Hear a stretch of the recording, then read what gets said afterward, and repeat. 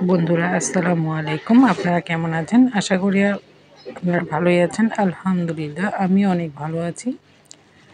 আজকে রুই মাছের ডিমের নতুন রেসিপি করে দেখাবো। এই রেসিপিটা ভালো লাগলে অবশ্যই বন্ধুরা আপনারা সাবস্ক্রাইব বা ফলো করবেন আর আমার পাশে থাকবেন, আমি যেন আপনাদের নতুন নতুন ভিডিও করে দেখাতে পারি। এখানে রুই মাছের ডিম নিয়েছি। ডিমটা ভালো করে পরিষ্কার করে পানিটা ঝরিয়ে নিয়েছি। আর সাথে নিয়েছি আমি পেঁয়াজ কুচি করে কেটে আমি একটু আদা বাটা করে বেটে নিয়েছি। আর শুকনো মরিচ বাটা, আদা রসুন বাটা, এগুলো আমি শিলপাটায় বেটে নিয়েছি।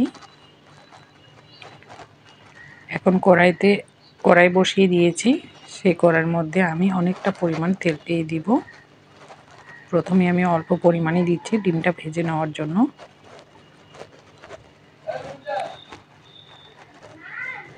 আর সেই তেলের মধ্যে আমি সামান্য লবণ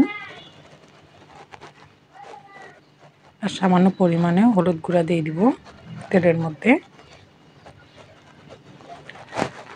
যেন ডিমটা না ফুটে।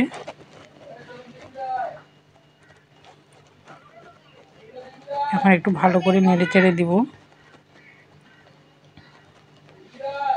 আর এখন ডিমটা দিয়ে দিলাম।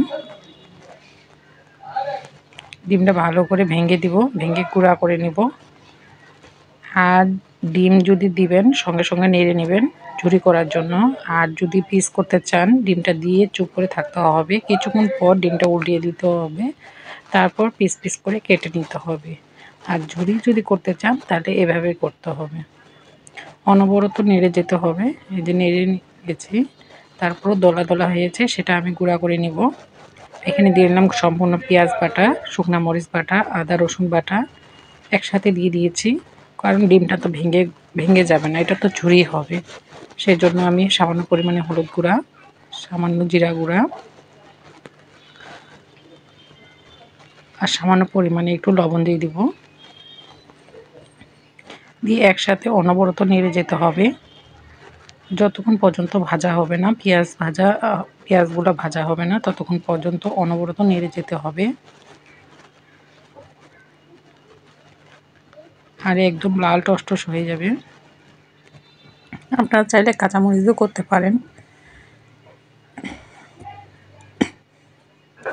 এখন অনবরত নিয়ে যাচ্ছি।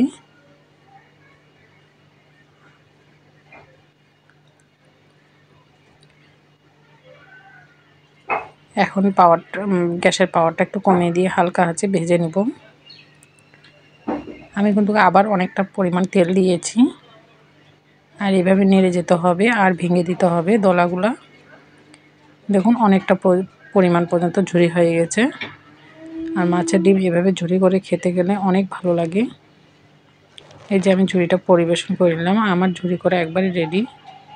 মাশাআল্লাহ অনেক সুন্দর হয়েছে আর খেতেও অনেক মজা হয়েছে।